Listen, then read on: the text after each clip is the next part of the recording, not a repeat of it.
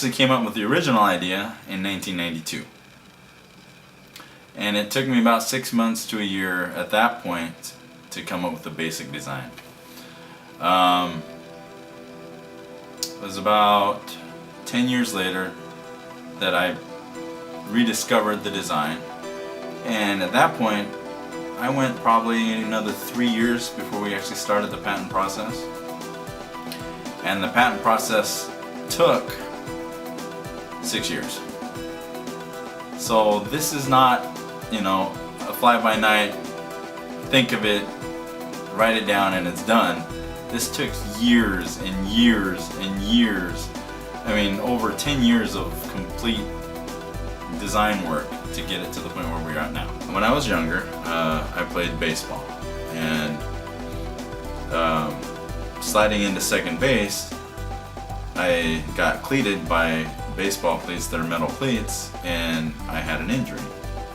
And while I was recuperating, I wanted to figure out a way to make baseball cleats safer. Well, as much as I thought about it and tried about it, because of the nature of metal cleats, there was no actual way to make them safer unless you get away from metal cleats. So I came up with this idea that actually evolved into for football, because they don't use metal cleats.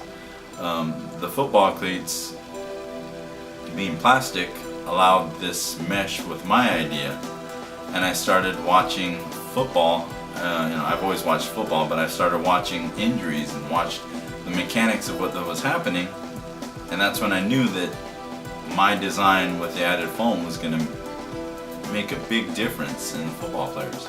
Initially, I started out trying to figure out how I could build a prototype, and I got plastic resins and I tried to start molding things. I've got, basic things from the hardware store, screw caps, things, and I just started trying to put things together, and nothing worked.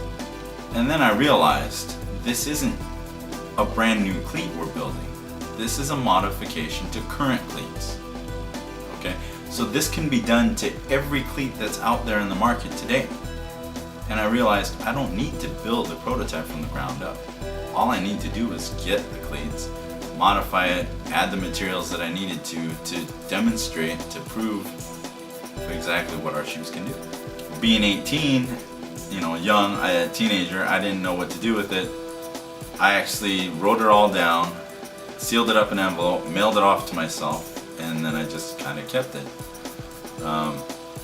Many years later, when I was moving, I found this envelope, and I was wondering what was this envelope from 1992 doing, and then it hit me, and I was like, oh my goodness.